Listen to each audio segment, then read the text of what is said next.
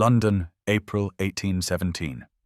The Royal Opera House stood resplendent in the spring evening, its columns illuminated by hundreds of flickering gas lamps that cast dancing shadows across the eager crowds gathering beneath its portico. Inside, the grand theatre hummed with anticipation, the air thick with the mingled scents of beeswax candles, expensive perfumes, and the faint mustiness of velvet curtains that had absorbed 1,000 performances. Eleanor Whitmore sat in the third-tier box that her family had occupied for the past 10 years, her gloved hands folded carefully in her lap, her posture impeccable despite the discomfort of stays that seemed tighter this season than last. At 28, she had learned to make herself small, to occupy space without drawing attention, to exist in the margins of glittering social occasions like a footnote in an otherwise sparkling text. The theatre filled around her with the cream of London society, ladies in silk gowns of ivory and pale blue and rose, gentlemen in immaculate black evening dress, the accumulated wealth and beauty of the ton on spectacular display. Her mother, Mrs. Margaret Whitmore, sat to her right, adjusting her widow's cap with nervous fingers, ever conscious of their somewhat diminished position since Mr. Whitmore's death 5 years prior. To her left, her younger sister Lydia, now Mrs. Lydia Harcourt these past 2 years, glowed with the particular radiance that exceptional beauty confers, her golden curls arranged in artful ringlets, her complexion like cream, her figure the subject of admiring glances from every box and stall. Eleanor had long ago accepted that she would always be the shadow to Lydia's light, the plain elder sister whose function was to provide contrast, to make beauty more beautiful by proximity to ordinariness. The orchestra began tuning their instruments, that discordant symphony of preparation that always made Eleanor's heart quicken despite herself, for if society found her lacking in every grace that mattered, music had always offered her refuge, a private kingdom where she needed no beauty or youth or marriageable charm to find belonging. She knew every opera in the season's repertoire, had studied the scores, understood the structure and genius of the compositions in ways that her more socially successful peers never troubled themselves to do. Tonight's performance was Mozart, The Marriage of Figaro, and Eleanor felt the familiar tingle of anticipation as the house lights began to dim, as conversations dropped to whispers, as the conductor raised his baton. For the next 3 hours, she could forget that she was a spinster, an embarrassment, a cautionary tale mothers used to frighten their daughters into accepting proposals before time ran out. For 3 hours, she could simply be. The first act concluded with a cascade of applause that rippled through the theatre like a wave, and Eleanor rose with the rest of her family as the house lights brightened, illuminating faces flushed with pleasure and the animated chatter that always accompanied intermission. Her mother suggested they take some air in the corridor, perhaps procure some refreshment, and Eleanor followed dutifully, knowing that these intervals were less about comfort than about being seen, about the careful navigation of social waters in which she had learned to move with the invisibility of someone who expected nothing, and was therefore rarely disappointed. The corridor outside the boxes teemed with London's finest, gentlemen in their black evening dress gathered in clusters discussing politics and horses, ladies in their pastel silks whispering behind fans, the whole glittering machinery of society on full display. Eleanor stood slightly behind her mother and sister, her usual position, her eyes tracing the ornate plasterwork of the ceiling rather than seeking engagement with the crowd. It was then that she heard the voice, loud and carrying, edged with the particular cruelty that some men mistake for wit. Viscount Pembroke stood not 10 feet away, his back partially turned, addressing a small group of fellow gentlemen with the confidence of someone who had never questioned his right to pronounce judgment on others. The Whitmore ladies, he was saying, such a study in contrasts, the younger a diamond of the first water, and the elder, well, remarkably plain, past any hope of matrimony, I should think, 28 if she is a day and without a single feature to recommend her. His companions laughed, that easy, masculine laughter that costs nothing and wounds everything, and Eleanor felt the words land in her chest like stones dropped into still water, the ripples spreading outward, disturbing the careful calm she had cultivated over years of similar assessments. She did not move, did not flinch, had learned long ago that reaction only invited further comment. But she felt her mother's hand suddenly on her arm, the pressure both comforting and confirming, for Mrs. Whitmore had heard it too. The pity in her mother's eyes was almost worse than the Viscount's words, that sorrowful acknowledgment that what he said was not untrue, merely unkind in its public utterance. Lydia, blessedly, had been engaged in conversation with an acquaintance and seemed not to have noticed. But Eleanor felt the familiar burning behind her eyes that signaled tears she could not shed in this public place. She murmured something about needing a moment, extracted herself from her mother's gentle grip, and moved with careful dignity toward the ladies' retiring room, her spine straight, her pace measured, giving no indication that she had just heard her worst fears about herself, confirmed by a man whose opinion society valued simply because he possessed a title and an adequate fortune. The corridor seemed endless, the chattering crowds a gauntlet she must pass through, while maintaining the composure that was perhaps her only remaining claim to respectability, and she concentrated on breathing, on placing one foot before the other, on reaching sanctuary before the facade crumbled entirely. And now's the time to stop and subscribe to our channel. Every subscriber brings us closer to 1,000, which helps us keep these stories alive and coming your way. If you enjoyed this video, don't forget to like it and drop a comment telling us where you're watching from. It's always amazing to see how far these tales travel across the world.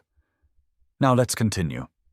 The ladies' retiring room offered temporary refuge, a quiet chamber with mirrors and settees where Eleanor could press her gloved hands against the cool marble of the washstand and study her reflection with the pitiless clarity that the Viscount's words had sharpened into focus. Unremarkable brown hair, neither abundant nor particularly lustrous, styled in a simple arrangement that her mother's limited budget could afford. Eyes of an indeterminate hazel that shifted between grey and green depending on the light, but never achieved the striking quality that might compensate for other deficiencies. A nose slightly too long, a mouth neither full nor delicate, a chin that could charitably be called firm and less charitably called strong. She catalogued her inadequacies with the practiced efficiency of someone who had performed this inventory countless times across 3 failed London seasons, each one a diminishing parade of hope turned to resignation as gentlemen's eyes slid past her to rest on Lydia's golden perfection. The first season, when she was 19, she had still believed that wit and accomplishment might compensate for beauty's absence, had imagined that her genuine love of literature and music, her ability to converse intelligently on subjects beyond weather and fashion, might attract a gentleman of similar intellectual inclinations. The second season had taught her that such gentlemen, if they existed at all, were already married or had no intention of seeking wives among the daughters of minor gentry with modest dowries. The third season, at 21, she had attended with the grim determination of someone fulfilling an obligation rather than pursuing a dream, and when it concluded without a single serious offer, she had felt less disappointment than relief that the charade was finally over. Since then, she had crafted a life of small dignities and private pleasures, her days filled with music she played only when alone, books she ordered from the lending library and consumed in the quiet of her room, needlework that gave her hands purpose and her mind the freedom to wander into imaginative landscapes where appearance mattered less than the content of one's character. She had become the maiden aunt before there were nieces or nephews to aunt, had accepted that her function was to support her mother in widowhood, to admire Lydia's children when they eventually arrived, to fade gradually into the wallpaper of other people's lives with grace and without complaint. She had built walls around hope itself, recognizing it as the enemy of peace. For hope invited disappointment, and disappointment was a luxury she could no longer afford. The Viscount's words had not told her anything she did not already know, had merely given public voice to the private verdict she had long ago pronounced upon herself. Yet hearing it spoken aloud in that glittering corridor had somehow made it more real, more final, a door closing that she had not realized might still have been fractionally ajar. She straightened her spine, smoothed her modest gown of dove-grey silk that her mother had insisted was elegant in its simplicity, though Eleanor knew it for what it was, an acknowledgment that she was past the age for girlish pastels, and prepared to return to the box for the second act, where she would lose herself once more in Mozart's genius, and forget for a few blessed hours that she was Eleanor Whitmore, spinster, plain, and past all hope. From the private box on the second tier, positioned with the strategic advantage that wealth and title afforded, Alexander Sinclair, Duke of Ashworth, had been observing the evening's proceedings with the detached interest of a man who attended such events more from obligation than enthusiasm. At 35, he had been back in London for only a fortnight after 2 years of self-imposed exile at his country estate in Derbyshire, where he had retreated following the death of his wife Catherine from a fever that had taken her with shocking swiftness, leaving him alone in a vast house filled with memories and the echoing absence of her laughter. Society had begun to murmur that his mourning had extended beyond what was proper, that a duke had responsibilities that included producing an heir, that he must think of remarrying. But Alexander found the prospect exhausting and faintly distasteful, for he had genuinely loved Catherine, and the thought of subjecting himself once more to the marriage market, with its calculated displays and mercenary mothers, filled him with a weariness that went bone deep. He had come to the opera this evening because his man of business had suggested that continued absence from town would be remarked upon, and because music had been one of the few pleasures that still reached him through the grey fog of his grief, Mozart's genius transcending even sorrow. The intermission had drawn him to the front of his box, where he could observe the crowd below, that glittering mass of humanity engaged in the ancient rituals of display and assessment, and it was then that he had witnessed the scene in the corridor. His position afforded him both visual and auditory access, and he had heard the Viscount Pembroke's pronouncement with perfect clarity, had seen the words strike the young woman in grey like a physical blow, though she gave no outward sign beyond a slight stiffening of her shoulders. What arrested Alexander's attention was not the cruelty itself, for he had long ago concluded that Pembroke was a fool whose title exceeded his character by a considerable margin, but rather the woman's response to it, or more precisely, her lack of response. She did not weep, did not flee, did not even alter her expression beyond a brief flicker that might have been pain, or might have been something deeper, some ancient recognition that this was merely confirmation of verdicts already internalized. Instead, she had moved with extraordinary dignity toward the retiring rooms, her carriage erect, her pace measured, and Alexander had found himself leaning forward slightly, studying her profile as she passed beneath his box, noting the intelligence in her eyes, the fineness of her bone structure that had nothing to do with conventional prettiness and everything to do with character written in the architecture of a face. He thought of Catherine, who had been beautiful by any measure, but whose beauty had been the least interesting thing about her, and he thought of the empty years stretching ahead in which he was expected to select some appropriate ornament to fill the position of Duchess, and something in him, some part that he had thought permanently frozen, stirred with an emotion he could not immediately name. The young woman disappeared into the retiring rooms, her mother following with a solicitude that spoke of love and pity intermingled, and Alexander remained standing at the edge of his box, his mind working with unusual speed and clarity, turning over possibilities and consequences, aware that he stood at one of those peculiar junctures where a single decision might alter the trajectory of multiple lives. Alexander returned to his seat as the second act commenced, but the music that had drawn him to the opera house in the first place now served merely as backdrop to the thoughts turning with unusual velocity through his mind, thoughts that circled around that moment in the corridor and the woman in grey who had absorbed cruelty with such devastating composure. He was not a man given to impulse, his temperament having always tended toward careful consideration and measured action, qualities that had served him well in managing his considerable estates and navigating the treacherous waters of political life. Yet something in what he had witnessed had penetrated the careful insulation he had wrapped around himself since Catherine's death. For 2 years he had moved through the world as though separated from it by a pane of glass, able to observe but not truly participate, performing his duties with mechanical precision while feeling nothing, or rather feeling only the grey fog of grief that had settled over everything, like November mist obscuring a landscape that had once been familiar and beloved. Catherine had been his partner in the truest sense, a woman whose lively intelligence and genuine warmth had made their marriage a sanctuary from the artifice and calculation that characterized so much of aristocratic life. And when the fever had taken her in a matter of days, leaving him standing beside her bed holding a hand that had already grown cold, something in him had simply stopped,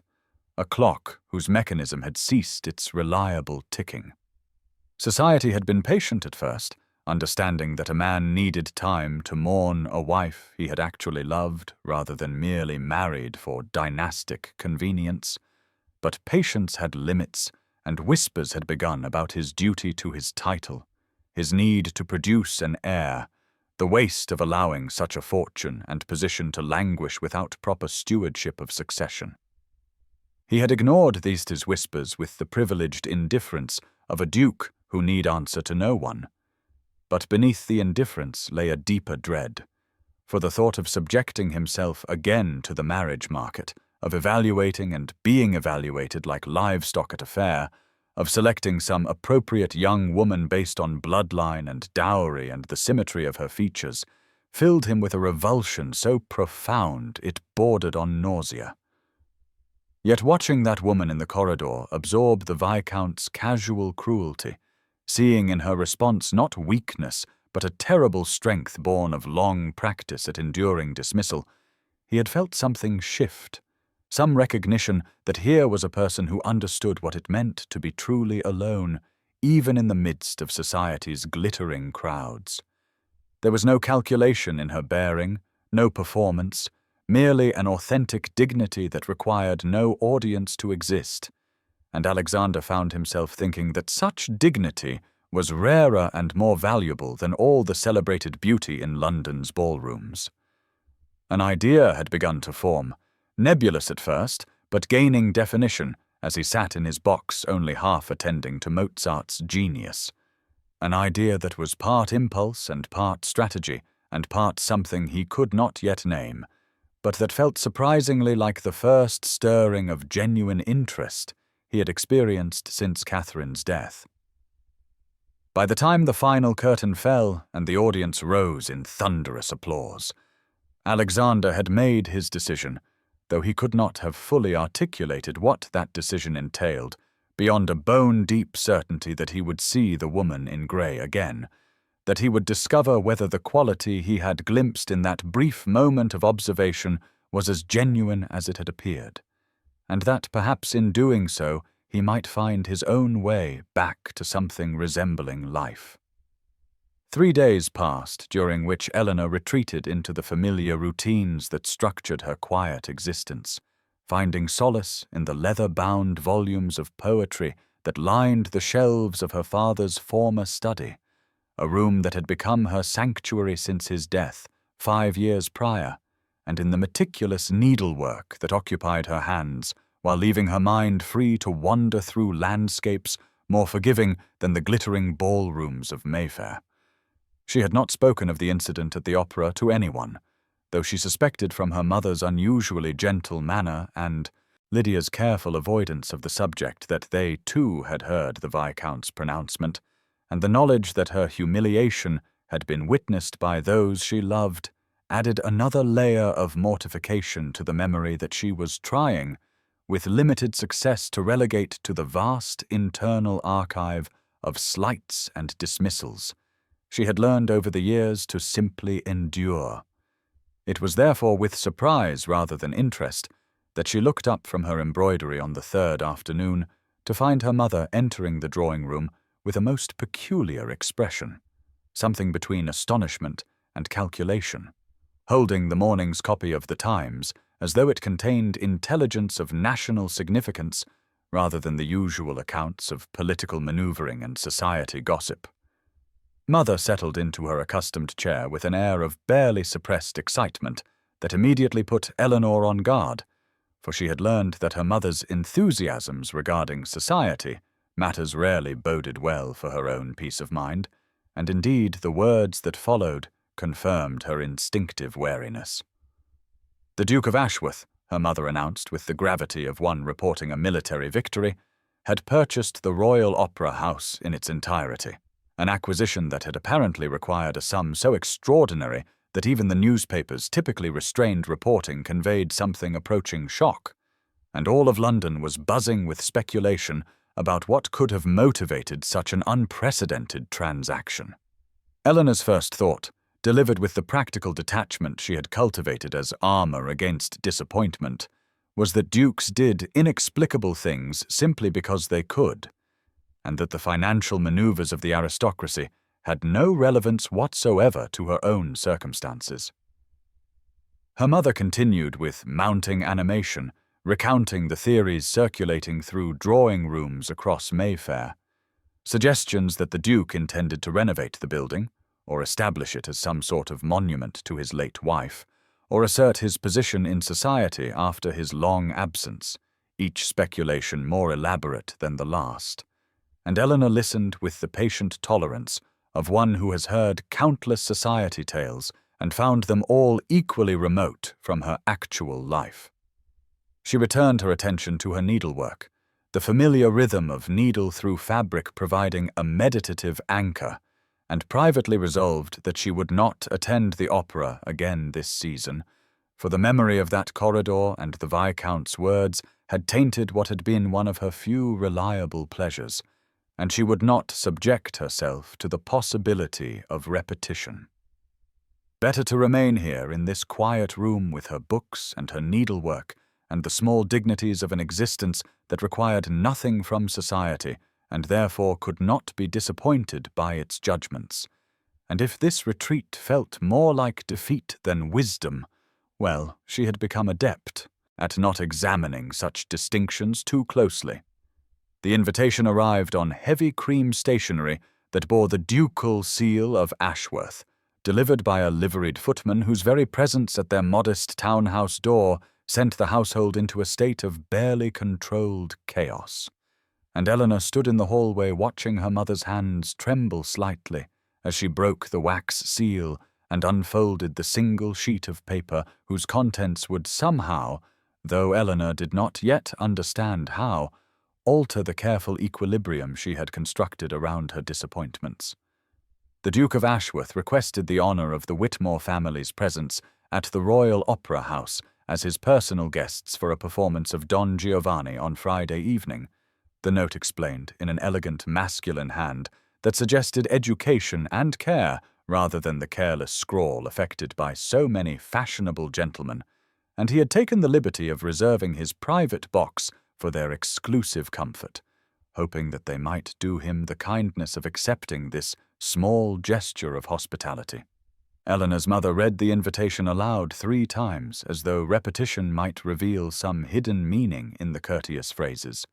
her voice rising with each iteration until even the usually unflappable housekeeper emerged from the kitchen to learn what occasion warranted such excitement, and when the contents had been thoroughly communicated to every member of the household staff, her mother turned to Eleanor with an expression of such triumphant hope that Eleanor felt her stomach sink with a dread she could not have fully articulated. This was pity, she told herself, some elaborate aristocratic gesture born of noblesse oblige, the Duke having perhaps witnessed or heard of the Viscount's cruelty, and decided in a moment of charitable impulse to offer compensation in the form of this invitation, and the prospect of sitting in his private box while society whispered and speculated about why the Duke of Ashworth would bother with the plain Miss Whitmore filled her with a humiliation so acute it bordered on nausea. She wanted to refuse, to plead a headache or prior commitment, to remain safely within the walls of this house where expectations had been reduced to manageable dimensions and disappointment had lost its power through sheer repetition. But her mother was already planning what they would wear, already calculating the social currency of being seen as guests of a duke, already reviving hopes that Eleanor had thought finally and mercifully buried after 3 failed seasons and 8 years of increasing invisibility. The Viscount's words echoed in her mind like a curse that had taken physical form, remarkably plain, past any hope of matrimony, and she could not shake the conviction that accepting this invitation would somehow expose her to an even more public form of that same judgment, that whatever kindness motivated the Duke's gesture would only highlight by contrast how unworthy she was of such attention. Yet refusal was impossible, for her mother's happiness hung in the balance, and Eleanor had long ago learned that her own comfort mattered less than maintaining the fragile peace of their household. So she nodded her acceptance and retreated to her room, where she sat by the window looking out at the grey London sky and wondered how one endured kindness that felt more painful than cruelty, how one accepted gestures of regard when every instinct screamed that such regard could only be a mistake or a game whose rules she did not understand. The evening arrived with that peculiar quality of inevitability that Eleanor had come to associate with social occasions she dreaded, and she found herself standing in the grand lobby of the Royal Opera House, wearing her most presentable gown of deep bronze silk that her mother insisted brought warmth to her complexion, though Eleanor suspected it merely made her look less washed out than usual. Her hands fidgeting with her reticule as the crowd parted almost unconsciously to allow the Whitmore family passage toward the sweeping staircase that led to the private boxes, and she was acutely aware of the whispers that followed their progress, the speculative glances from matrons and debutantes alike, who were clearly wondering what possible reason the Duke of Ashworth could have for extending such an invitation to the unremarkable Miss Whitmore. The private box itself was a revelation of luxury that made Eleanor feel even more out of place. All burgundy velvet and gilded scrollwork, positioned at the perfect angle to view both stage and auditorium. And when the Duke of Ashworth rose from his seat to greet them, Eleanor experienced a jolt of recognition that he was even more imposing up close than he had appeared from a distance, tall and broad-shouldered, with dark hair silvered at the temples and eyes of such startling grey that she found herself looking away after the briefest moment of contact, certain that such eyes must see all her inadequacies laid bare. Her mother and sister were seated with careful ceremony, but it was when the Duke turned his full attention to Eleanor, offering her the seat directly beside his own, with a grave courtesy that suggested this placement was deliberate rather than accidental, that she felt the first stirring of something more complicated than simple dread, a confusion that only deepened when the performance began, and he leaned slightly toward her during the opening aria, to ask in a voice pitched for her ears alone what she thought of the soprano's interpretation of the role. The question caught her so completely off guard that she answered without the usual self-censoring caution that governed her social interactions, commenting that, while the voice was technically proficient, there was a certain coldness in the delivery that failed to capture Donna Anna's anguish, and she saw something shift in his expression, a sharpening of interest that made her heart beat faster with anxiety until he responded that he had thought precisely the same thing and had begun to wonder if he was being unreasonably critical. They spoke in whispers throughout the first act, his questions drawing from her observations about musical phrasing and dramatic choice that she had never before voiced aloud because no one had ever asked, no one had ever suggested that her opinions on such matters might be worth hearing, and she found herself forgetting to maintain the careful guard she had constructed around her thoughts, forgetting even to worry about how she must appear to the rest of the audience, who could surely see the Duke of Ashworth leaning close to the plain Miss Whitmore as though her words held genuine value. During the interval, when her mother and sister excused themselves to promenade through the lobby and be seen in the Duke's company,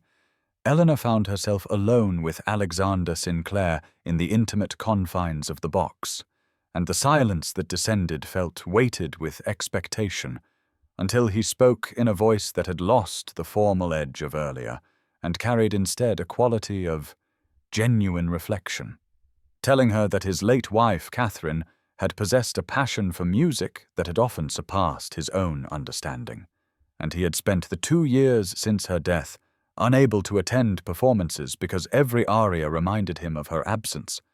But tonight, for the first time, he had found himself listening to the music itself rather than the echo of his grief. Eleanor felt something shift in her chest at this confession, recognizing in his words a loneliness that mirrored her own isolation,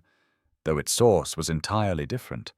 and she found herself responding with an honesty that surprised her, saying that she had always found in music a companion that asked nothing of her appearance or marriageability, that the beauty of a perfectly executed passage existed independent of the listener's worthiness to receive it. He turned to look at her, then with an intensity that made her breath catch, and she saw in his grey eyes not pity or charitable condescension, but something that looked remarkably like recognition,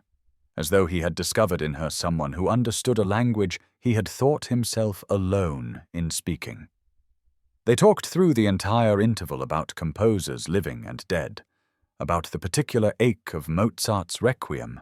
and the mathematical precision hidden within Bach's seemingly effortless fugues, and Eleanor felt a dangerous warmth spreading through her defenses as she realized that the Duke was not simply being polite, but was genuinely engaged, challenging her observations with his own and listening to her responses as though they mattered. When her mother and sister returned, flushed with the triumph of being envied throughout the lobby, Alexander rose with formal courtesy,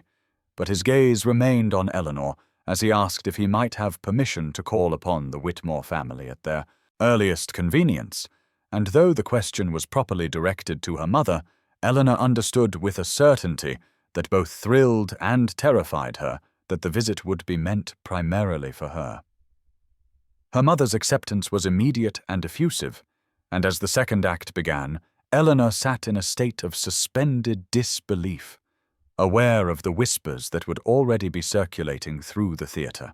aware that Lady Pemberton in the box across the way was staring at them with unconcealed speculation, aware most of all that the Duke of Ashworth's attention had not wandered to her beautiful sister even once during the entire evening, but had remained fixed on Eleanor herself with a focus that defied every expectation society had trained her to accept about her own invisibility. The Duke of Ashworth called upon the Whitmore residence in Bloomsbury Square precisely 2 days after the opera, arriving in a carriage so fine that it drew the attention of every neighbour fortunate enough to witness its approach, and Eleanor watched from the drawing-room window with her heart climbing into her throat as Alexander Sinclair descended with that particular grace that came from a lifetime of aristocratic bearing, dressed in a coat of dark blue superfine that emphasized the breadth of his shoulders, and carrying a small package wrapped in paper that her mother would later discover contained a first edition of Wordsworth's poems, which he presented to Eleanor with the casual comment that he had recalled her mentioning an appreciation for the romantic poets during their conversation at the opera. That first visit set a pattern that would repeat with remarkable consistency over the following 3 weeks, Alexander calling every other day with a regularity that had her mother in transports of speculation and Eleanor herself suspended in a state of cautious disbelief. And what astonished her most profoundly was not simply that he came,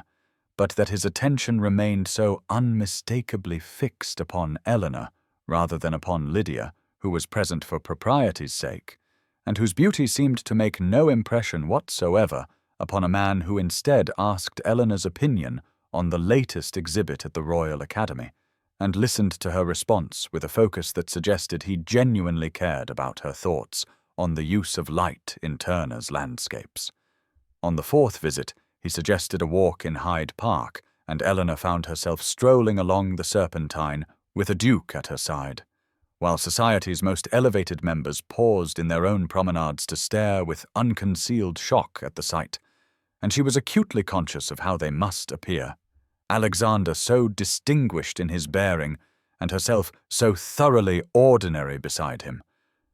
But when she ventured a self-deprecating comment about the spectacle they were creating, he turned to her with an expression of such genuine confusion that she realized he had not even noticed the attention they were attracting because he had been too engaged in their discussion of whether Beethoven's later symphonies represented an evolution or a departure from classical form. Their conversations ranged across literature and philosophy, music and art, and Eleanor discovered that Alexander possessed not just education, but genuine curiosity, a mind that delighted in engaging with ideas rather than simply displaying knowledge. And more remarkably, he seemed to delight in her own observations, with an enthusiasm that made her forget to second-guess every word before she spoke it. During their 6th walk, as autumn was beginning to paint the park in shades of amber and gold, he asked about her childhood and listened with evident interest as she described growing up in the shadow of Lydia's effortless beauty, and when she attempted to pass over the pain of those years with practiced lightness,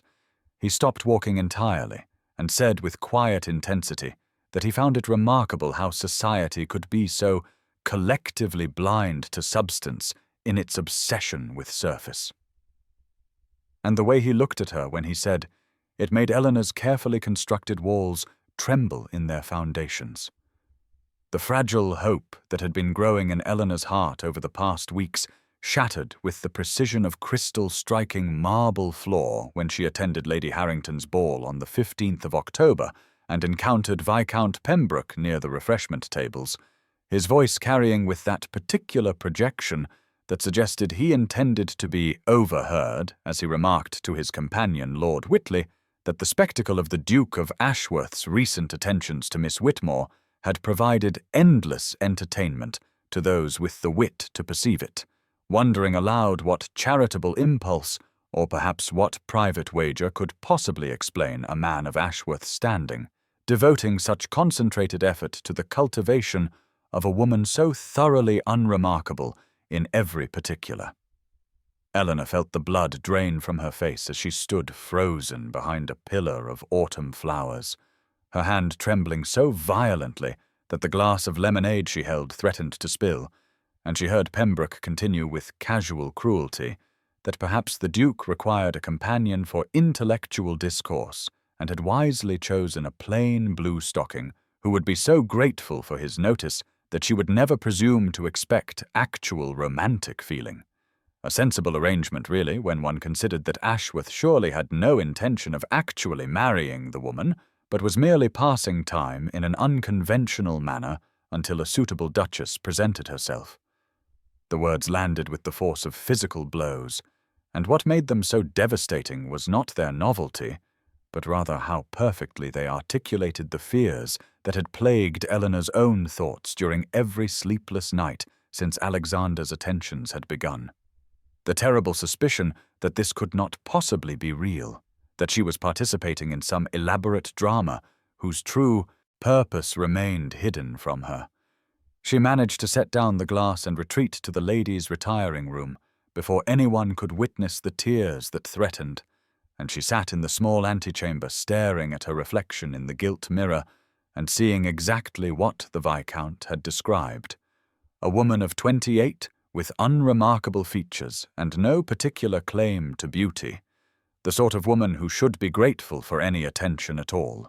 and certainly had no right to expect the genuine regard of a duke. When her mother found her 20 minutes later and insisted they return to the ballroom because Alexander had arrived and was asking for her, Eleanor felt something inside herself, closing like a door pulled shut against winter wind. And though she returned and smiled and accepted Alexander's request for a dance, she felt herself retreating behind the protective walls she had so foolishly allowed to crumble, responding to his warm conversation with polite but distant courtesy that she could see confused and perhaps hurt him. During their waltz, as his hand rested with perfect propriety at her waist and his grey eyes searched her face with obvious concern, she could not bring herself to meet his gaze directly, because if she did, she feared she would break entirely.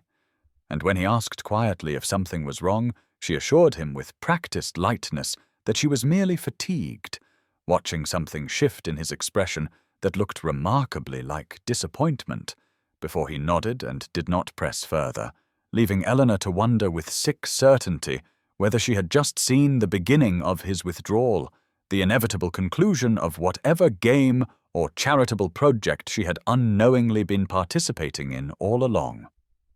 Alexander Sinclair noticed Eleanor's withdrawal with the precision of a man who had learned to read the subtle language of grief and disappointment in the 2 years since his wife's death. And when he arrived at Lady Harrington's ball the following evening, and observed Viscount Pembroke holding court near the card-room with that particular expression of smug satisfaction that suggested recent mischief, he understood with sudden clarity exactly what had occurred to cause Eleanor's retreat. He had spent the previous night unable to sleep, replaying their waltz and the way she had refused to meet his eyes, the careful politeness that had replaced the growing warmth between them, and he had felt something he had not experienced since his youth, a fierce protective anger at the thought of someone wounding a person he had come to care for deeply. The Duke of Ashworth was not a man given to public displays or social confrontation. His grief had made him even more private than his natural temperament dictated, but as he watched Pembroke gesture expansively while his companions laughed at some witticism,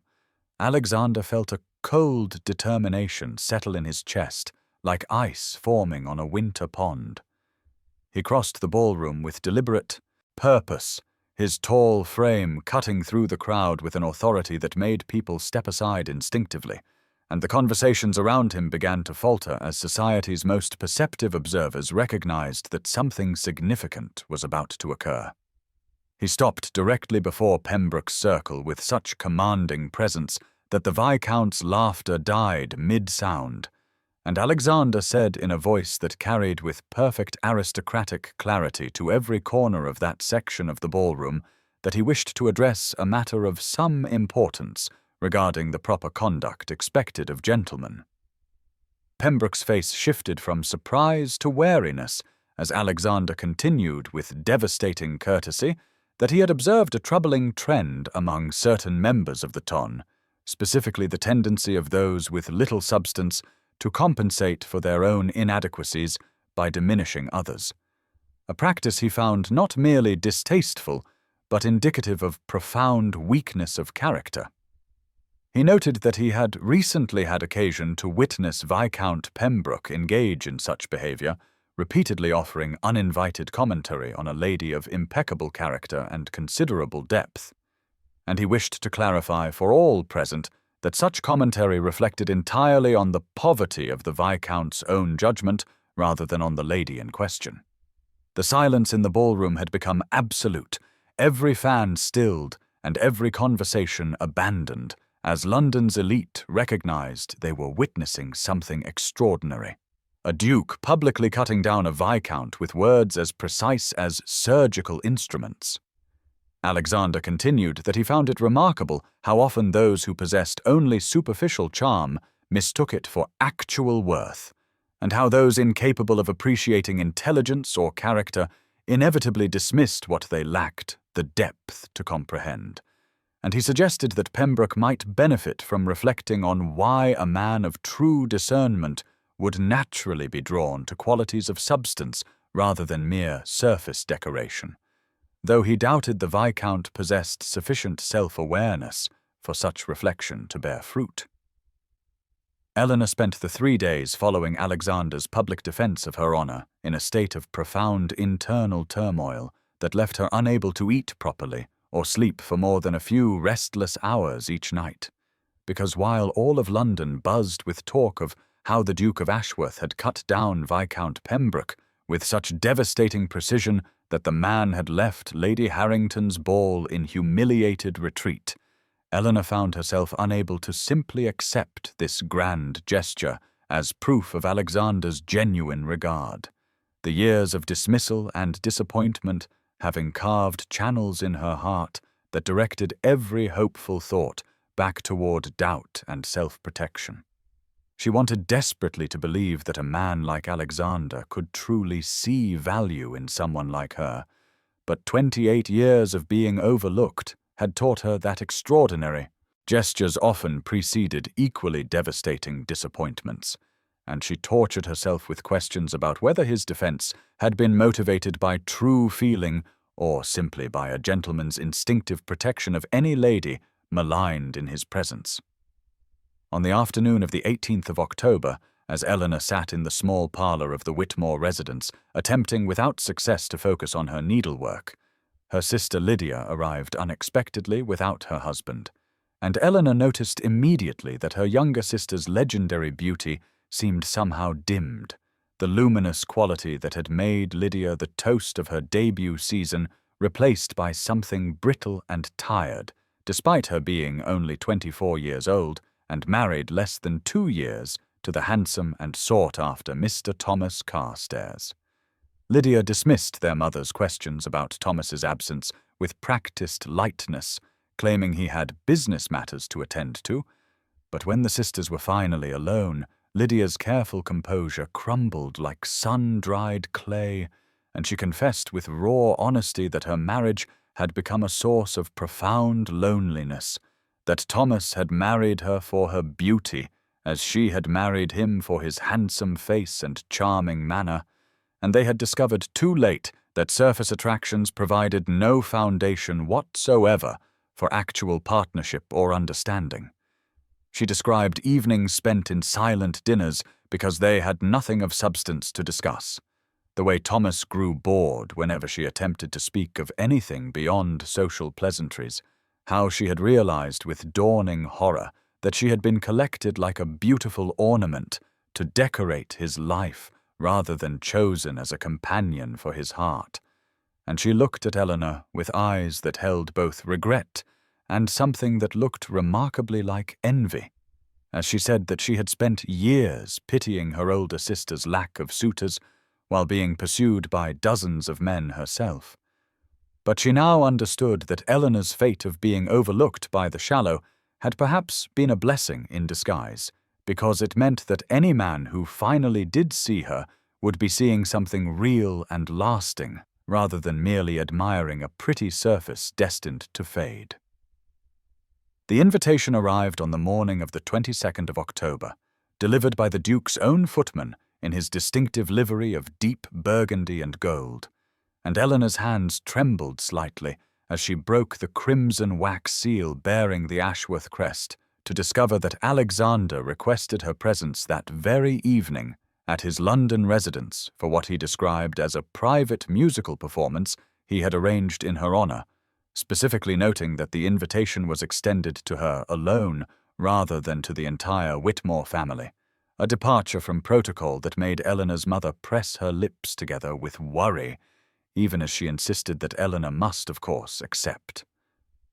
Eleanor spent the remainder of the day in a state of nervous anticipation that manifested in her changing her dress 3 times before settling on a gown of deep sapphire silk that her mother had insisted she commission the previous season, despite Eleanor's protests that the rich color was too fine for someone of her unremarkable appearance. Though as she studied herself in the mirror that evening, she thought perhaps the shade brought a certain depth to her grey eyes that she had not noticed before.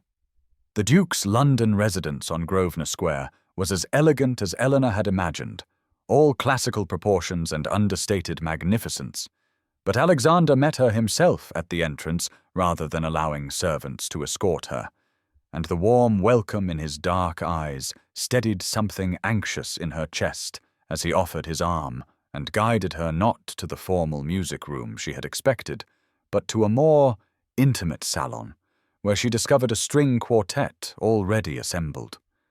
The musicians poised with their instruments in a space lit by what must have been 50 candles that filled the room with golden light and the faint sweet scent of beeswax. Alexander explained as he seated her in one of the 2 chairs positioned to face the musicians, that he had spent the past week in consultation with the music masters at the Royal Academy, describing to them the pieces he had heard Eleanor discuss with such evident passion during their conversations, and he had engaged this particular quartet because they specialized in the works of the composers she most admired, specifically Mozart and Handel, whose complex harmonies she had once described to him as sounding like mathematics made beautiful. As the first notes of Mozart's String Quartet No. 17 in B-flat major filled the salon, Eleanor felt tears prick unexpectedly at her eyes, because this particular piece was one she had mentioned only once in passing during a walk in Hyde Park 2 weeks earlier, a composition she had described as capturing something essential about the possibility of joy, even in complexity. And the fact that Alexander had not only remembered this single comment, but had gone to such extraordinary lengths to arrange for her to hear it performed live in such intimate surroundings, broke through the careful walls she had constructed around her heart with the irresistible force of floodwater finally overwhelming a dam. The quartet completed their performance of the Mozart piece and moved seamlessly into a Handel concerto, and Eleanor sat in perfect stillness as the music washed over her, awareness expanding beyond the notes themselves to encompass the extraordinary thoughtfulness required for Alexander to have arranged this entire evening around the fragments of conversation she had barely remembered sharing with him. And when the final notes faded into silence and the musicians quietly departed with respectful bows, she found herself alone with Alexander in the candlelit salon, with her heart beating so forcefully she was certain he must hear it in the sudden quiet. He moved to sit in the chair beside her, rather than maintaining the formal distance. Protocol would dictate, close enough that she could detect the subtle scent of sandalwood and something else uniquely him. And for a long moment, neither spoke, as the weight of unspoken feeling filled the space between them like a presence of its own substance and texture. Eleanor knew she stood at a precipice, that she could retreat back into the safe resignation that had protected her for so many years, or she could step forward into the terrifying vulnerability of honest expression, and she discovered that Lydia's words about the hollowness of surface beauty, combined with this evening's demonstration of genuine understanding, had shifted something fundamental in her capacity for courage. She turned to face Alexander directly, her grey eyes meeting his dark ones without the shields she usually employed, and her voice emerged quieter than she intended, but steady as she told him that she needed to speak plainly, even if such directness violated every rule of proper feminine conduct, because she could not continue this dance of courtship without understanding his true intentions and motivations. She confessed with painful honesty that every kindness he showed her, every attention he paid, existed in her mind against the constant backdrop of Viscount Pembroke's assessment of her as plain and unmarriageable, that she had spent 28 years learning the precise limitations of her appeal and value in society's eyes. And while she wanted desperately to believe his interest was genuine, she could not silence the voice that whispered she must be some sort of project or charitable endeavor, a woman he pitied rather than desired, an object of his benevolence rather than his affection. The words, once released, seemed to hang in the air between them, and Eleanor braced herself for the polite reassurances, or worse, the confirmation of her fears. But Alexander's expression transformed into something raw and unguarded as he leaned forward and took her hands in his with a gentleness that contradicted the intensity burning in his eyes. He told her in a voice roughened by emotion that he would speak with equal honesty, even if such vulnerability was not the habit of dukes or men trained to maintain aristocratic reserve. And he confessed that after his wife's death, 2 years earlier, he had believed himself permanently sealed away from genuine feeling, going through the motions of his responsibilities while experiencing nothing but a grey emptiness where his heart had once resided. He explained that watching her at the opera that first evening, seeing her absorb the Viscount's cruelty with such quiet dignity, and then turn back to the performance with undiminished attention to the music, had cracked something open in the frozen landscape of his grief. And in the weeks since he had found himself thinking not of duty or obligation, but of the particular way her eyes lit when she spoke of something that moved her, the intelligence and depth of feeling he saw in her that society dismissed because it could not be captured in the crude measurements of conventional beauty. He told her that she had awakened him to the possibility of genuine connection again, and if she could not yet see her own extraordinary value, then he would simply have to continue demonstrating it until she believed what he already knew with complete certainty, that she was precisely the woman he wanted,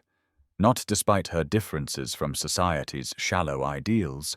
but because of the substance and grace that made her unlike anyone he had ever known. The moment stretched between them, charged with possibility, and Eleanor saw in his eyes an intention that made her breath catch as he leaned closer, his hand rising to touch her face with a tenderness that made her eyelids flutter closed in anticipation. But the sharp sound of the salon door opening shattered the intimacy as Alexander's butler appeared with profuse apologies about an urgent matter requiring the Duke's immediate attention. And though Alexander dismissed the interruption with barely concealed frustration, the spell was broken, and Eleanor found herself returned home an hour later with her emotions in beautiful chaos and her certainty about his feelings finally, preciously secured. But the following morning brought complications that Eleanor had not anticipated, beginning with her mother's appearance in her bedroom before breakfast with an expression of maternal anxiety that Eleanor had learned to recognize as the precursor to difficult conversations. And Mrs. Whitmore settled herself on the edge of Eleanor's bed to express concerns that had apparently kept her wakeful through much of the night about whether the Duke was perhaps merely amusing himself with Eleanor's company, whether a man of his position would truly contemplate a permanent attachment to a woman who brought neither great beauty nor significant fortune to such an alliance, and whether Eleanor was perhaps allowing hope to blind her to the likelihood of eventual heartbreak. The words, though spoken with loving concern, reopened wounds that Alexander's declarations had begun to heal, and Eleanor's attempts to convey the depth and sincerity of what had passed between them the previous evening met with her mother's skeptical observation that men of rank often believed their own sentiments in the moment without such feelings necessarily leading to honorable proposals. The conversation left Eleanor shaken and uncertain despite her desire to trust in what she had seen in Alexander's eyes, and her disquiet only increased when she accompanied her mother and Lydia to Lady Pemberton's drawing-room that afternoon for tea, and found herself the subject of speculation among the assembled society matrons, whose observations, delivered in voices pitched to seem confidential, but carefully calibrated to reach Eleanor's ears, suggested that the Duke's attentions were widely viewed as an eccentric whim that would inevitably pass once he returned to his senses and remembered his duty to contract an alliance appropriate to his station and consequence. Lady Pemberton herself joined the conversation with observations about how Eleanor must be enjoying this unusual attention while it lasted, and though the words were delivered with a smile, their implication was clear enough that Eleanor felt the familiar weight of social judgment settle back onto her shoulders with crushing force. And by the time she returned home that afternoon, her fragile confidence had eroded to the point that she found herself wondering whether her mother and the society matrons were perhaps correct in their assessment that she was foolishly mistaking temporary interest for genuine commitment. The following day brought no word from Alexander, and though Eleanor knew perfectly well that various demands on a duke's time might account for his absence, the silence felt increasingly ominous as the hours passed, and the doubts planted by her mother and reinforced by Lady Pemberton's drawing-room took deeper root in the fertile soil of her lifelong insecurities about her worth and desirability. By the second day without communication, Eleanor had nearly convinced herself that the entire courtship had been exactly what she had feared from the beginning, some incomprehensible whim or charitable impulse that Alexander had now recognized as impractical and inappropriate, and she was preparing herself for the inevitable polite withdrawal when a footman arrived with a letter bearing the Ashworth seal and a request that Eleanor present herself at the Royal Opera House at 8 o'clock that evening, alone if she was willing to trust him with such an irregular arrangement, with a carriage sent to convey her safely. Eleanor's hands trembled as she read the brief message, and though her mother expressed alarm at the impropriety of an unmarried woman meeting a gentleman on in the evening, something in the careful phrasing of Alexander's request convinced Eleanor that whatever he intended to communicate required privacy and the specific setting of the opera house itself, and she found herself agreeing, despite every rule of proper conduct suggesting she should decline. The Duke's carriage arrived precisely at the appointed hour, and Eleanor made the journey through the London streets with her heart alternating between hope and dread, uncertain whether she was travelling toward a declaration or a gentle dismissal. And when she arrived at the opera house, she found it dark and apparently empty, except for a single attendant who escorted her through the silent corridors to the private box where she had first sat as Alexander's guest all those weeks ago. Alexander stood waiting in the box, and the candlelight illuminated his expression with a warmth that immediately eased her worst fears, and he took her hands in his and told her that he had something to show her, something he hoped would answer the doubts he suspected she harbored about the sincerity of his feelings and intentions. He guided her attention to a brass plaque newly installed on the entrance to the box, and Eleanor leaned forward to read the engraving that proclaimed this space as the Whitmore box, dedicated in honor of Eleanor Whitmore. And when she turned to him in confusion, he explained that he wanted her to understand why he had purchased the Royal Opera House, a decision that had mystified London society and prompted endless speculation about his motivations and mental state. Alexander explained that when he witnessed the Viscount's cruelty toward her that evening weeks ago, watching her absorb those cutting words with such dignity before returning her attention to the music she loved, something had shifted in him that he had not fully understood until much later, and in the days that followed, he found himself unable to forget the image of her quiet grace in the face of such thoughtless malice.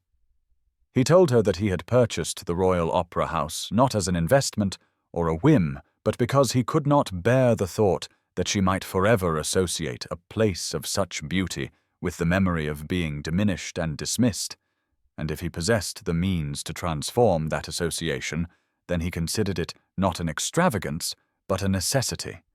a way of ensuring that when she attended the opera in future, she would enter not as someone merely tolerated by society, but as someone honored in the very architecture of the building itself. Eleanor felt tears gathering as she looked again at the plaque bearing her name, understanding now the magnitude of what he had done, and the depth of feeling that had motivated such an extraordinary gesture. And when she turned back to him, her vision was blurred, but her heart was more certain than it had ever been. Alexander took both her hands in his and drew her closer, and in the intimate candlelight of the box where their story had truly begun, he told her that he had brought her here tonight because he had a question to ask her,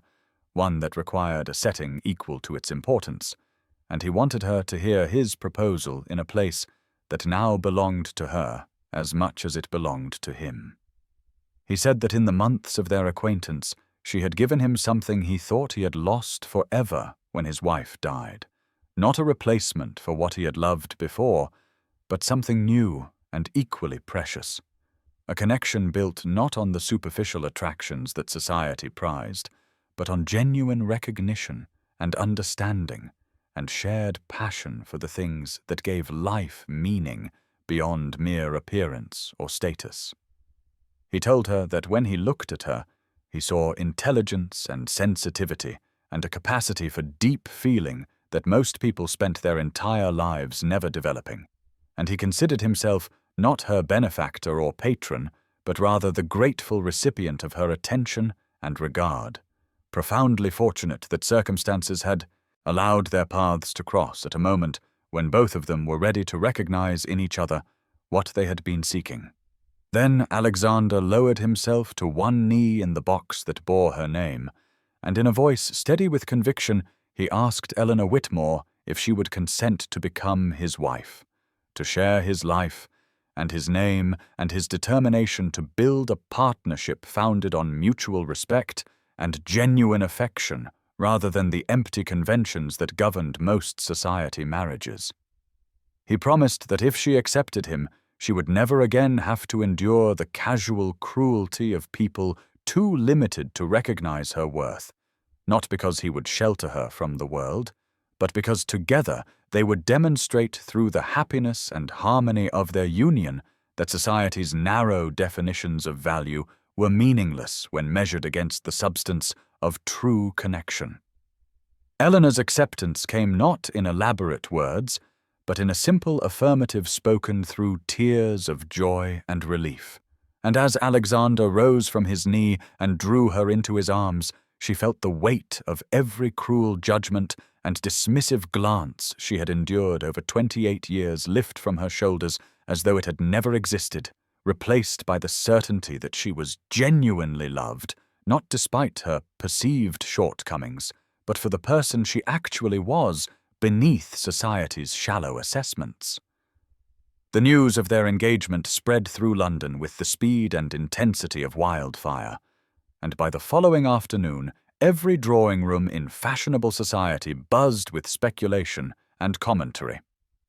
about the surprising match between the distinguished Duke of Ashworth and the decidedly unremarkable Eleanor Whitmore, with reactions ranging from genuine happiness for the couple to barely concealed astonishment that such an eligible gentleman had chosen so unconventional a bride.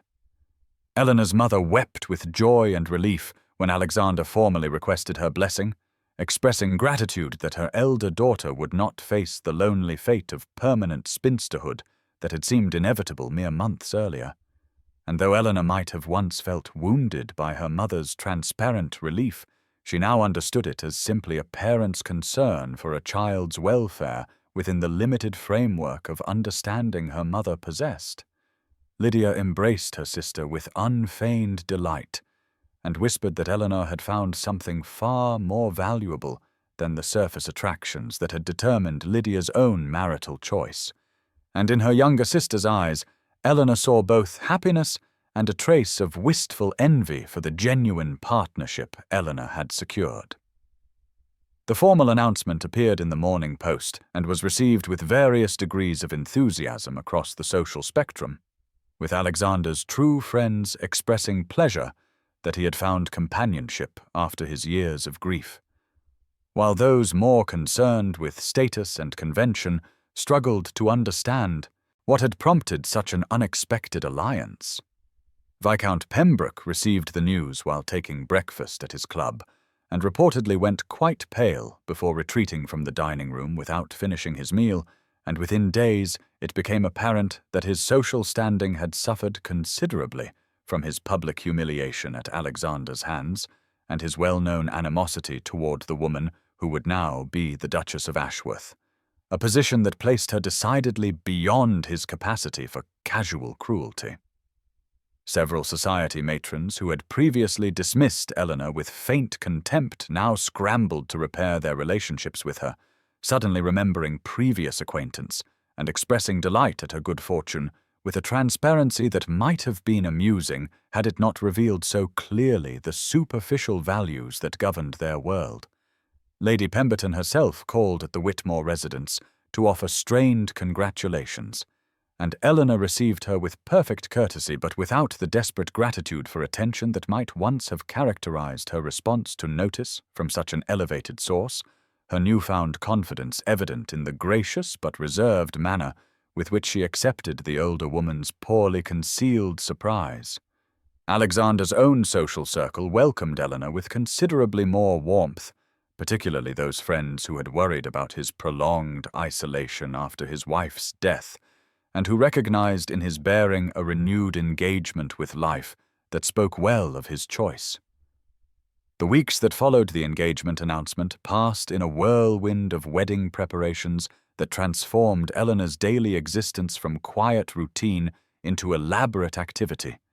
Yet through it all, what struck her most profoundly was not the selection of fabrics or the planning of menus, but rather the internal shift that occurred as she gradually allowed herself to fully believe in the reality of her happiness and the genuineness of Alexander's devotion. He called upon her daily, and in those visits Eleanor discovered a tenderness in him that had only been hinted at during their courtship,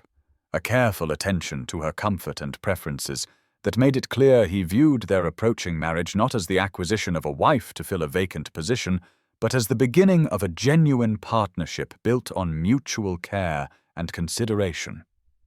When the modiste arrived with samples of silk and lace for the wedding gown, Alexander insisted on being consulted about Eleanor's preferences, and though propriety dictated he should not see the finished garment before the ceremony, he made certain that every decision reflected her taste, rather than simply conforming to what fashion dictated or what would impress society observers. Eleanor found herself choosing a gown of ivory silk with delicate embroidery that pleased her aesthetic sensibility, rather than the more elaborate confection her mother initially suggested, and Alexander's approval of her choice gave her confidence that her instincts about beauty and appropriateness were valid, despite years of being told implicitly that her judgment in such matters was suspect. The most meaningful moments of preparation came not in the grand decisions about the ceremony itself, but in smaller choices that revealed the life they would build together, particularly the selection of music for both the wedding ceremony and the breakfast that would follow. Alexander arranged for them to meet with the musical director of the Royal Opera House, and together they spent an entire afternoon discussing which pieces would best express the significance of the occasion, with Eleanor's knowledge of composers and Alexander's genuine interest in her opinions creating a collaboration that felt like a preview of their future harmony. She suggested a particular Mozart piece for the moment when she would walk down the aisle, explaining that its combination of joy and solemnity captured what she felt about the commitment they were making, and Alexander listened with such focused attention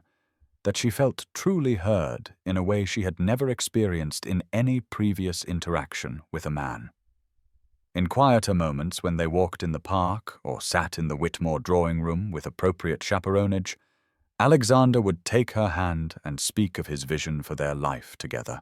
describing not grand social ambitions, but simple domestic happiness, evenings spent in conversation and music, the possibility of children who would be raised to value character over appearance and substance over status. The morning of Eleanor's wedding dawned with crystalline clarity, sunlight streaming through her bedroom window as if heaven itself had conspired to illuminate this day that had once seemed an impossible dream, and as her maid helped her into the ivory silk gown with its delicate embroidery, she caught sight of her reflection in the mirror,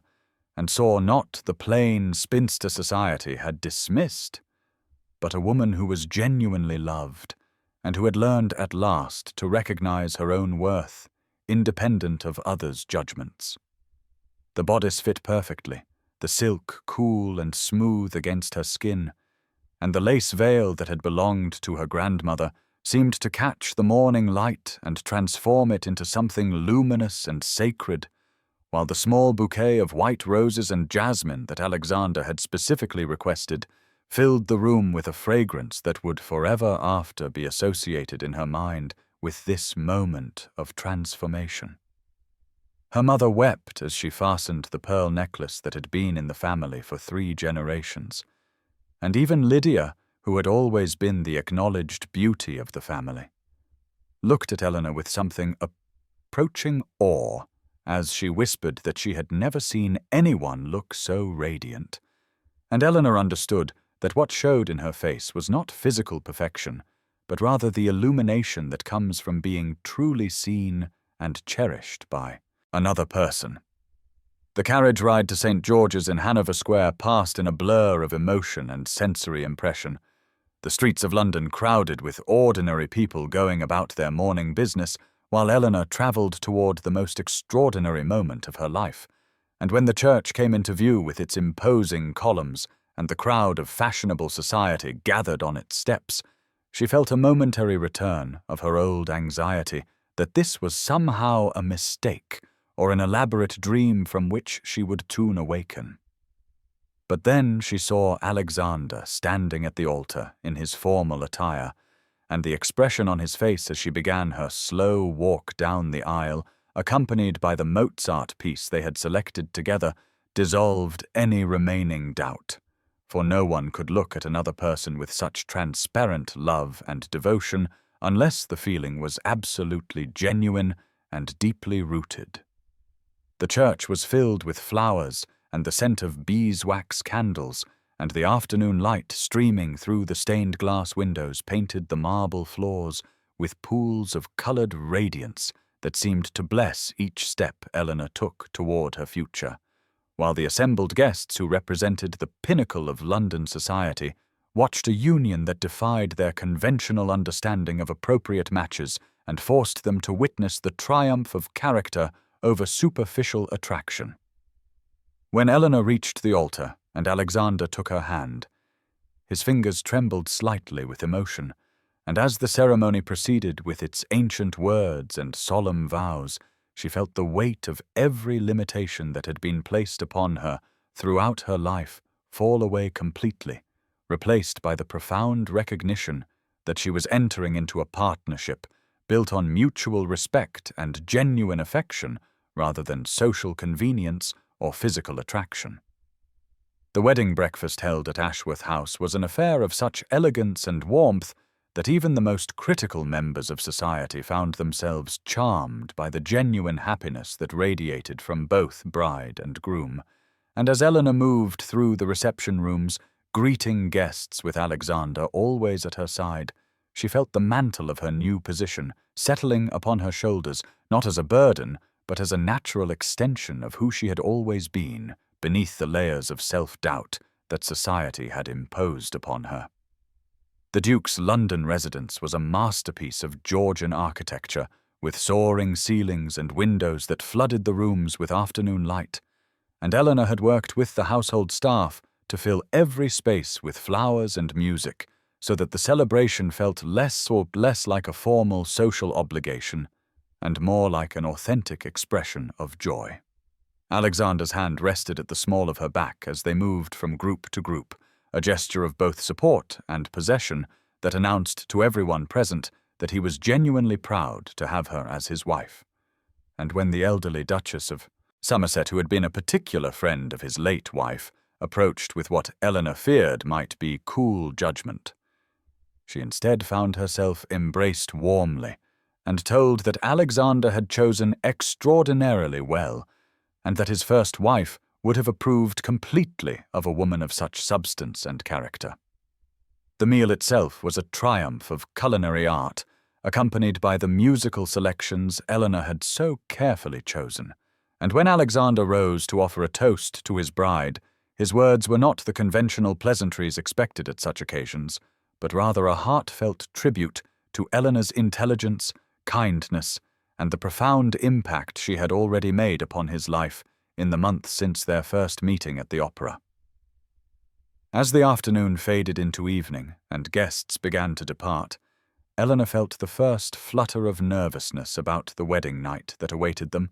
for despite their emotional intimacy and the genuine love that existed between them, she remained inexperienced in physical matters and uncertain about what would be expected of her. Alexander seemed to sense her anxiety, and when they finally retired to the private apartments that had been prepared for them,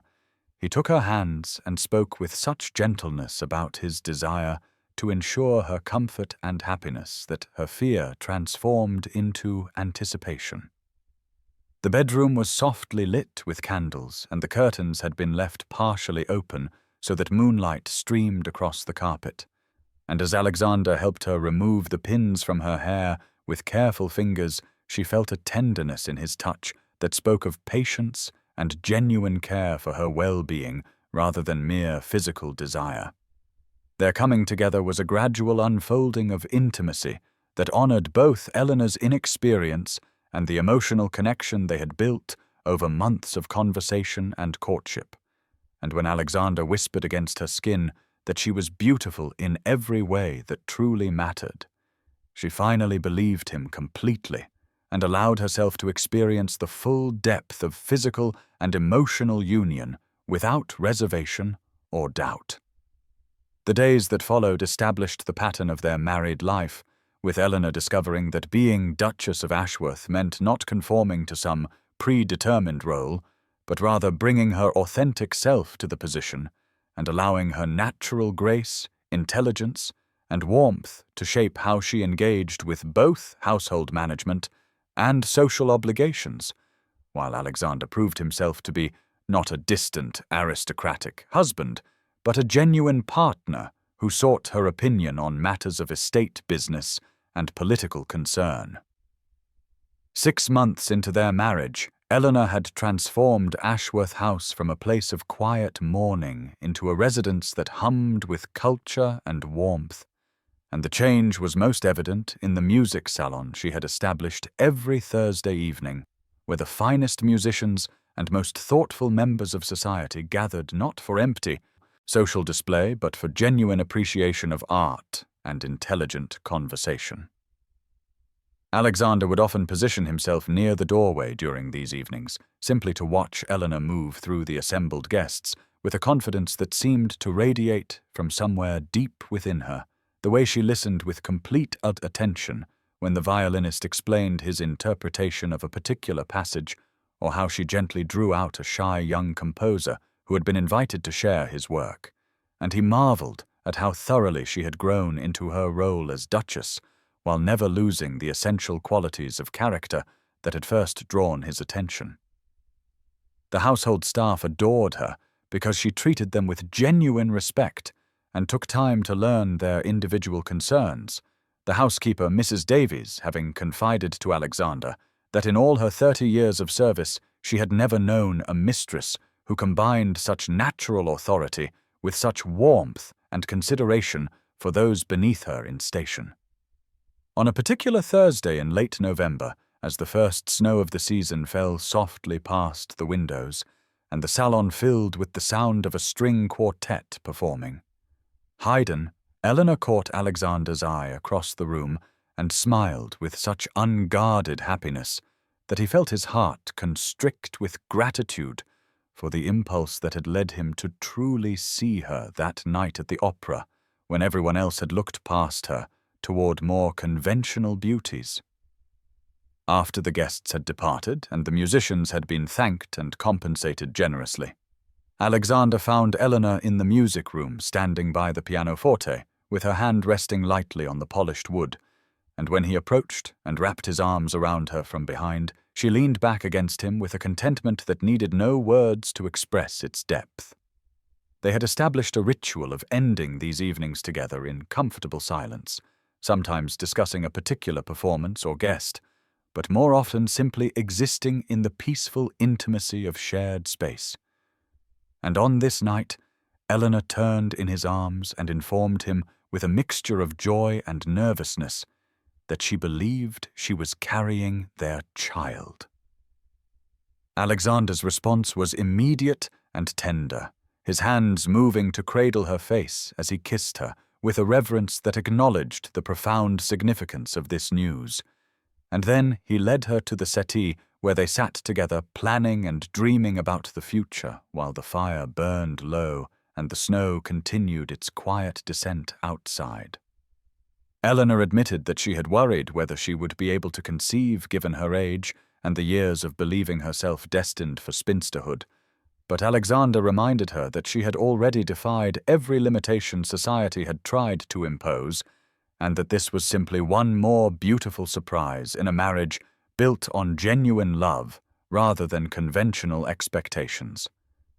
The weeks that followed brought a deepening of their already strong bond, as Alexander proved himself to be not just attentive, but genuinely fascinated by every aspect of Eleanor's pregnancy, reading medical texts to understand what she was experiencing and ensuring that she had everything necessary for her comfort, while never treating her as fragile or incapable of continuing the activities that brought her joy. A full year after that painful evening when she had overheard Viscount Pembroke declare her plain and unmarriageable, Eleanor returned to the Royal Opera House on Alexander's arm, her pregnancy now visible beneath the exquisite sapphire silk gown he had commissioned for her. And as they entered the grand foyer, she felt none of the old anxiety that had once accompanied her visits to this place, but rather a quiet confidence born of genuine love and the knowledge that she had built a life of substance and meaning beyond anything she had dared imagine during those lonely years of resignation. The opera house itself seemed transformed by her changed perspective, the gilt and crystal no longer symbols of a glittering world from which she was excluded, but simply beautiful architectural details to be appreciated. And when the crowd parted to allow the Duke and Duchess of Ashworth passage to their private box, Eleanor noted with detached interest how many of the same people who had once looked through her now offered respectful greetings and genuine smiles of admiration. Alexander's hand rested protectively at her back as they climbed the stairs, and she felt the child move within her as if responding to the music that was already beginning to drift from the orchestra pit, a moment of such perfect contentment that she had to pause and simply breathe in the wonder of how completely her life had changed. As they settled into their box, the very same box where Alexander had first truly seen her and where he had later proposed, Eleanor's eye caught movement across the theatre, and she recognized Viscount Pembroke entering with a party that included several young women and their chaperones, his expression carrying that same superficial charm that masked the cruelty she now understood had always stemmed from his own emptiness rather than any deficiency in those he mocked. Alexander followed her gaze, and his hand found hers, squeezing gently in a gesture of support, but Eleanor discovered that she felt no anger or desire for the Viscount to witness her triumph, only a mild pity for a man so limited in his understanding of what truly mattered that he had built his entire identity on the shifting sands of conventional beauty and social posturing. The lights dimmed and the performance began, a sublime rendering of Mozart that Eleanor had been anticipating for weeks, and as the music filled the space, she felt Alexander's thumb trace gentle circles on her palm, while his other hand moved to rest lightly on the curve of her belly, where their child grew. During the first interval when society traditionally paraded, through the corridors to see and be seen, Alexander asked if she wished to remain in the privacy of their box or join the promenade, and Eleanor chose to walk with him through the crowded spaces, because she had learned that hiding from society gave it power over her, while engaging with it on her own terms, affirmed her right to occupy space in the world without apology or shame. The Duchess of Somerset stopped them to inquire warmly about Eleanor's health, and to insist that she must call once the child was born, and Lady Harrington, who had been one of the most vocal skeptics of the match, admitted that the Thursday music salons at Ashworth House had become the highlight of her week, and that Eleanor had brought genuine culture back to a society too often focused on empty spectacle. They passed within a few feet of Viscount Pembroke, who appeared to be holding forth to a captive audience about some trivial matter, and Eleanor felt his eyes upon her for a brief moment before Alexander smoothly guided her past without acknowledgement, the cut delivered not through confrontation, but through the simple demonstration that the Viscount's opinions held no power over their happiness and warranted no attention whatsoever. 5 years after that transformative evening when Viscount Pembroke's cruelty had inadvertently set in motion a chain of events that would reshape her entire existence, Eleanor stood in the private box at the Royal Opera House, with her hand resting on the shoulder of her eldest daughter, Catherine, who at 4 years old already showed signs of her mother's thoughtful nature and love of music, while her son William, just 2, dozed contentedly in Alexander's arms as the final notes of a Beethoven symphony filled the gilded space with transcendent beauty. Eleanor had made it a tradition to bring the children to carefully selected performances, wanting them to grow up understanding that places of culture belonged to them not by virtue of their title or appearance, but because beauty and art were birthrights available to all who approached with open hearts and minds. As she watched Catherine's small face absorbed in concentration,